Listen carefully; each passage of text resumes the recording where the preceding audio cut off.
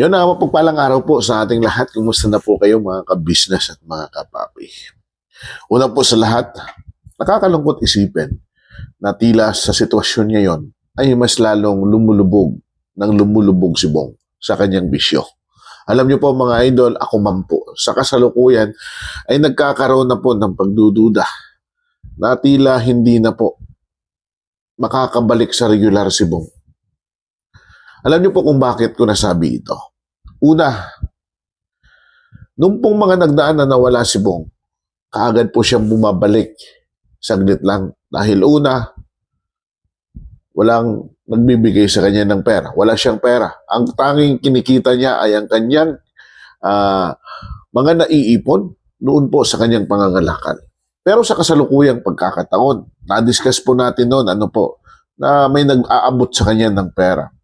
Ito po ay nagsisilbing provision sa mga pangangailangan ni Bong. Ano po yung kanyang pangangailangan? Ito po yung kanyang bisyo. Dahil nakita nga po natin, di ba, doon sa mga sinasabi ni Bong na bakit siya umalis dahil nababagot siya sa business, boring sabi nga niya.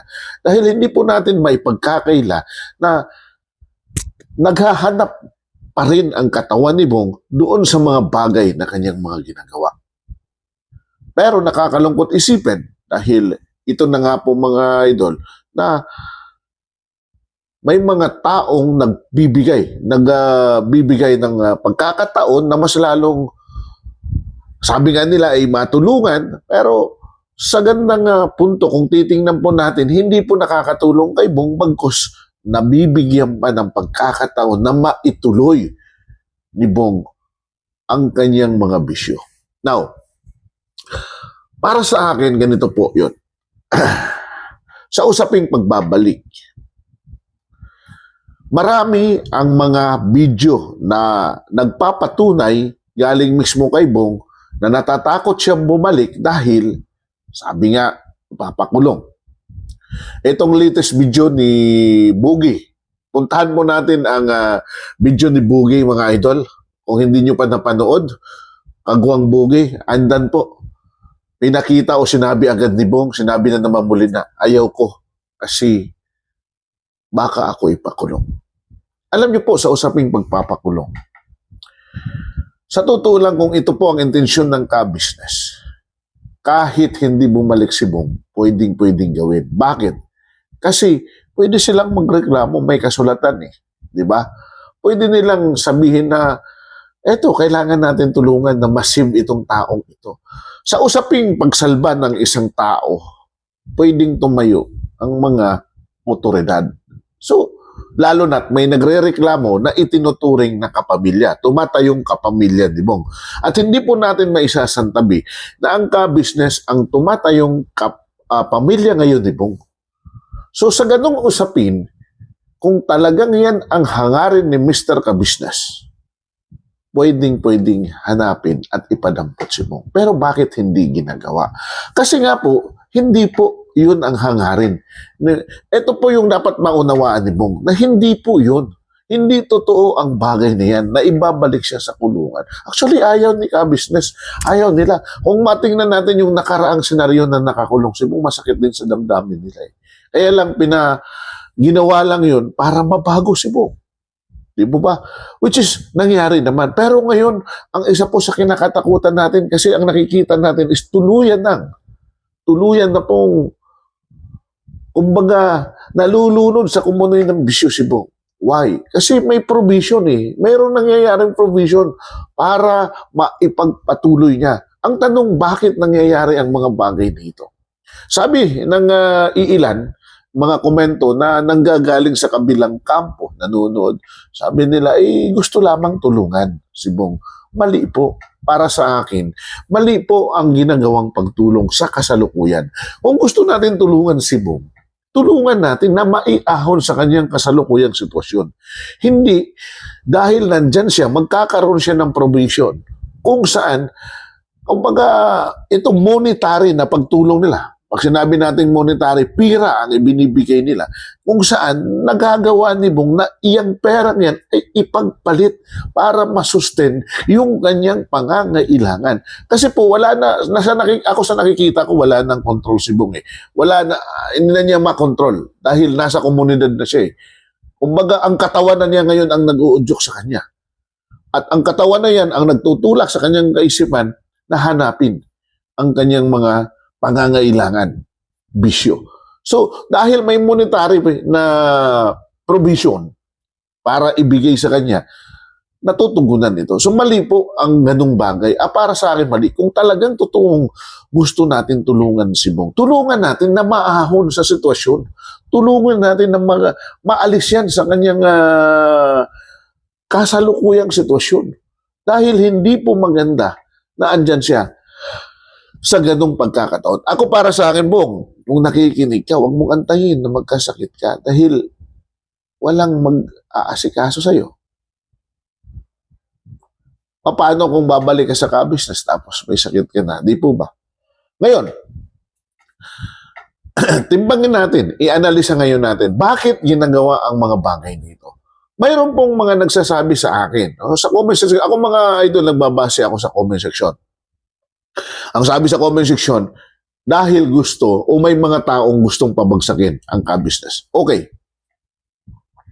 So, ibig sabihin, ito pasensya na po sa mga followers. Ako followers ako ni Bong. Pero tingnan natin sa aspitong ganito.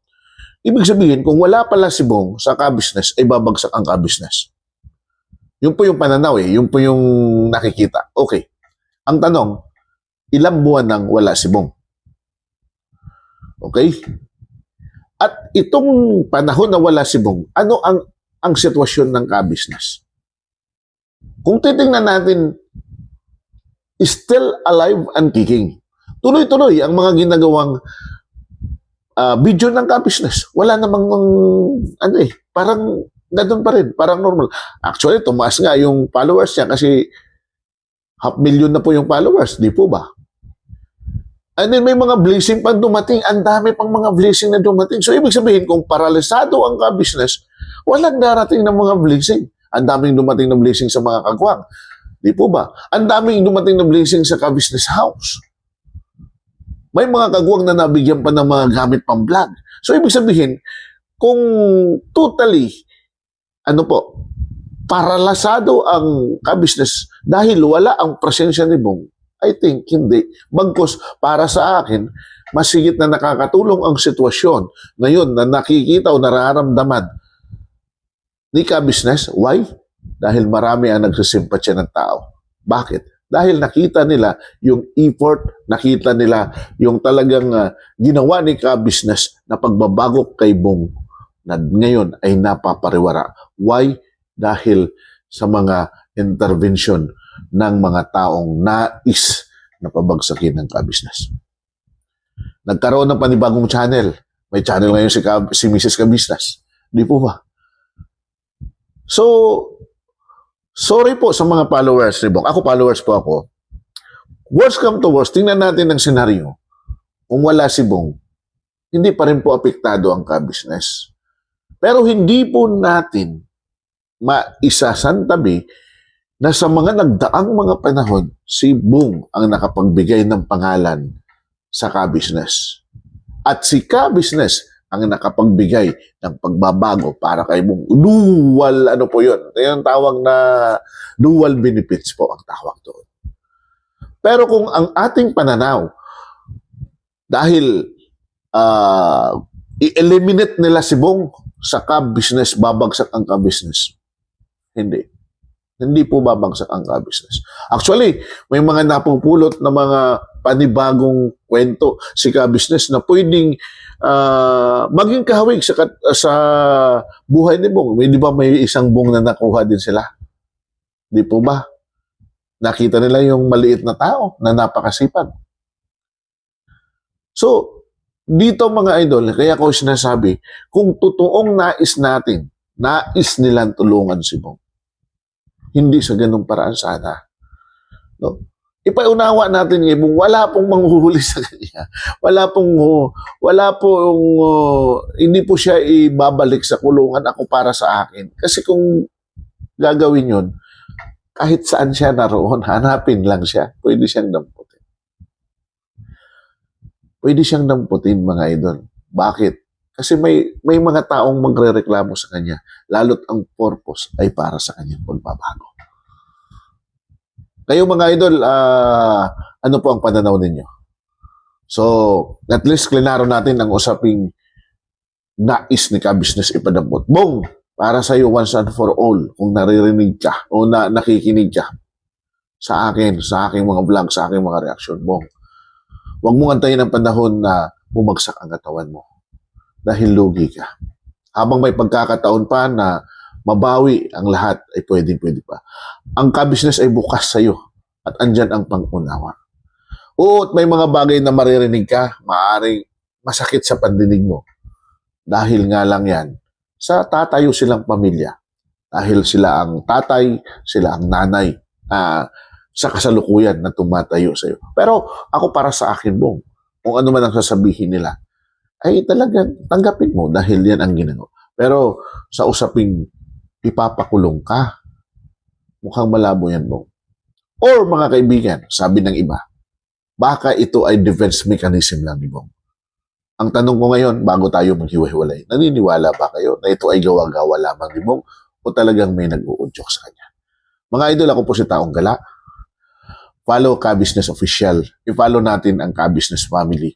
I-follow natin si Papa Dins, mga idol. At ganoon din po, mga idol, Mrs. Ka-Business, mayroon na rin pong channel. At ang lahat ng mga kagwang, at syempre, ang inyong abang lingkod, Taong Gala. At lahat ng mga reactors. Mapagpalang araw sa ating lahat.